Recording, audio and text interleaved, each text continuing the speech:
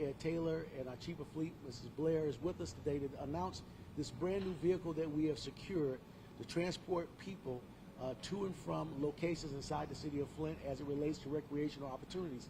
Some of our most valuable residents are young people and our seniors. These buses will be used for our young people in PAL, Police Athletic League.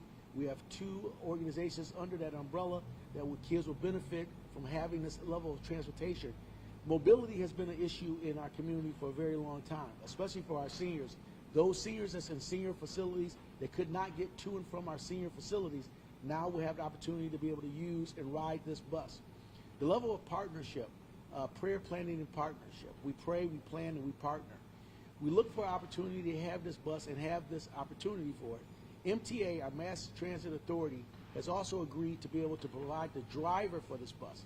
We will be making sure the driver will be compensated through the level of partnership, but definitely having a professional driver to transport those individuals that have some mobility issues, handicapped, and also those who cannot drive and get to these locations.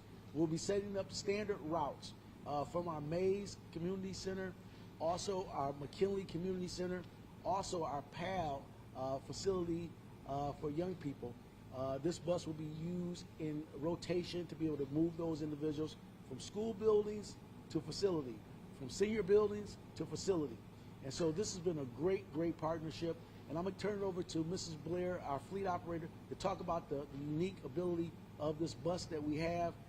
And this is the first time in Flint's history that we have such an opportunity to be able to get people from home to opportunity inside of our city. Mrs. Blair. Hello there.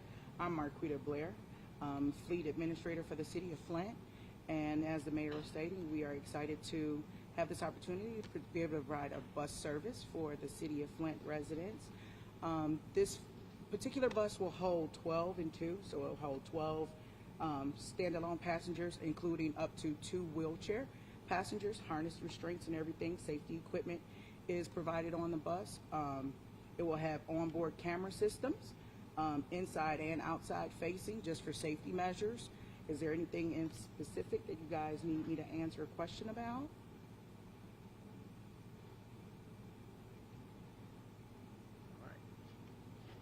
Now, we obtained this bus through a grant from the state of Michigan for our PAL operations inside the city of Flint. During the summer opportunities for young people, we want to get people in good spaces where they can get good information, good instruction, and good opportunities to be able to be productive adults. Our Police Athletic League, we have opportunities for young people at our Haskell Community Center that's back online now with the outdoor sports field and internal operational activities, from literacy programs, bowling, boxing, and other opportunities for these young people to be able to engage in. But sometimes parents cannot get them from point A to point B. This bus will be put into engagement with those individuals, whether they be meeting at a faith-based organization to be able to be transported to our community center. We'll be able to do that. Officer Spann is our PAL operating officer, and I'll give him an opportunity to talk a little bit about some of the activities in partnership with another PAL group that we also have. But definitely, this means great opportunities for our young people. Officer Spann. Hello, everyone. Good afternoon. Sergeant Spann with the City of Flint Police Department. As Mayor Neely said, this bus will be able to do some wonderful things for our program. Right now, what we're currently doing is we actually have a boxing program that we have kick-started. So that is available for, again, kids, youth of the community to come and participate in. We have a swim program, a number of other things. We're also working on a mentoring program. So again, on behalf of Chief Green, we are definitely very thankful for the ability to have this to be able to assist with, as the mayor said, providing accessibility for all of the citizens. Thank you. In a greater Flint and a greater county area, we've had a great transit system in our MTA system under the leadership of Mr. Ed Benning. Definitely we are partnering in this area because we don't need to recreate things where we have a level of expertise in that space. The driver of this bus will be employed by MTA that provides level of safe transit transportation inside the Genesee County and greater Flint area. This is a great partnership because we provide the vehicle, They provide the driver, and then together we make a great recipe for success for the seniors and also our young people inside the city of Flint. I want to thank our partners, MTA, that's here. You want to say anything, Ed? Or Sure, just real quick. On behalf of MTA, we are here to serve the community and meet the community needs where they are at. So this partnership will help us do that, and we're very excited to be part of this and to help make this happen. And Michelle, would you like to say a quick word? Thank you, Ed. Again, on behalf of our CEO, Mr. Ed Benning, we are excited to be a part of this partnership. Opportunity for us to serve our young people, our seniors. It's an amazing opportunity, and we're glad to be a part of this partnership. Thank you. with that said, in the words of every great bus driver, get on board. We're winning in Flint. We're a strong community, strong moving forward, but definitely we're making the necessary investments in our young people and our seniors. Speaking of our seniors, I want to bring Chief of Staff Ed Taylor to the podium to be able to speak to us a little bit about the impact on seniors. Well, that was a surprise there. Well, basically what I would like to say is that this particular bus would do very well. At the present time, we have the Mays Center in operation on Home Street, and we have McKinley Center in operation. What that will be able to do is transport people from, let's say, Ken Simmons Square or places on the other side, that senior facilities on the other side of town over by McKinley Center, where they'll be able to come in and participate in some of the classes that we have presently. So I believe that this will be a big plus, because in talking to the directors and the deputy directors, they say this is probably the biggest thing that they're lacking from people of senior status coming. Thank you. We'll take questions on this issue, and then we'll shift subjects. I was going to say, what inspired the partnership? Always, we look for great partnerships. It's a team atmosphere here inside the city of Flint, because that's how we win. We don't win as individuals, but we win collectively with a collective impact.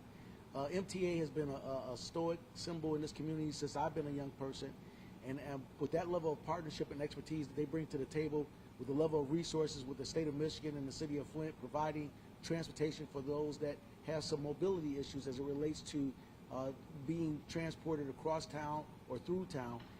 This just made a great partnership, and so we welcome all levels of partnership. Now we welcome the residents of this community and to be able to partake in some of the great services that we have, and this is a new one. In the future, are you hoping maybe actually add another bus or anything? Say it one more time. In the future, are you hoping to add maybe another bus or anything?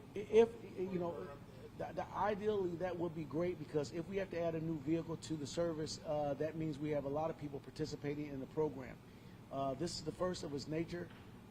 We want to make sure that we get those individuals in our senior and our youth area to be able to partake in this each and every day, because there'll be rotating routes from senior facilities to senior activity centers. Also, there'll be routes from communities, other community engaged partners, our faith-based organizations. They have kids gather to be able to transport them to the activities that we provide as a city. Service will run from when to when? Well, service will run for the hours of operation with our centers. Right? So the service will be running from 9 a.m. To 6 p.m.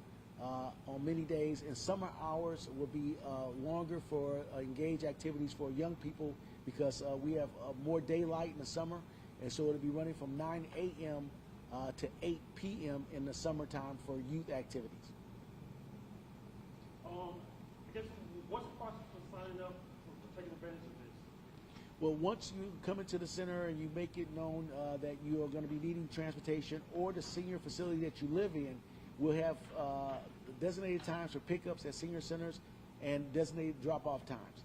And so those times will probably be somewhere around 10 a.m. for senior centers, and then drop-off times around 4 p.m. or 5 p.m., depending upon the level of capacity that we have to transport those 15 individuals that can be transported safely in this new vehicle. With that said, it's another great day inside the city of Flint. We look forward to more partnerships to benefit people, to increase the quality of life in this city. With that said, we're going to switch to a different topic. You know, for this weekend that we have upcoming this weekend, the meteorologists have forecast a very cold single-digit days beyond the day of Friday. With the city of Flint, normal business work week is Monday through Friday. However, the temperatures don't observe bankers hours or municipal hours. So what's going to happen is that we're going to open our warming centers for people to gather in our warming centers at the Mays Center located on Home Avenue, and also our McKinley Center located on Pier Avenue, I believe it is, from the hours of 9 a.m. To 6 p.m. At those locations for warming centers. We do know that school is not in operation on the weekend, and so sometimes you have families that needs to be able to have warming places for our young people. We want to make sure we take care of the most vulnerable. And so we'll be engaging in a 7-day operation because of the weather. So our warming stations will remain engaged beyond Friday. We have made provisions to have Mays Center and McKinley Center open to families as a warming center. Refreshments will be provided throughout the day. Board games and levels of entertainment will be there, but definitely we want to make sure that we keep individuals safe. We encourage people not to use unconventional ways to heat their homes. Do not turn your oven on and open the door. Do not use those fuel-based apparatuses in your home, kerosene heaters and different things of that nature, where it could cause a byproduct of carbon monoxide collection.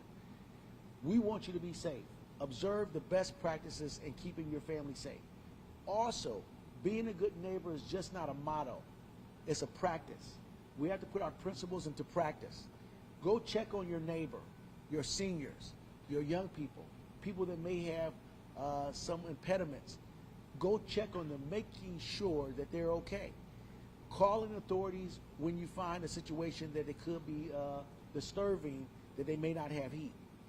We encourage you to reach out to make sure that we're all safe this weekend while the weather is harsh. Homeless population. We have our emergency shelters places all throughout the city of Flint and all throughout the county. Make sure we reach out and find out those places. Go to the City of Flint website. We'll have places there for our warming stations and other warming stations throughout the county. But definitely, let's take care of one another. And we'll open up for questions for that. Yes. None? All right. Well, thank you guys, and God bless. Thank you. Thank you, Ed. Ed, I'm Blair. You too. You too.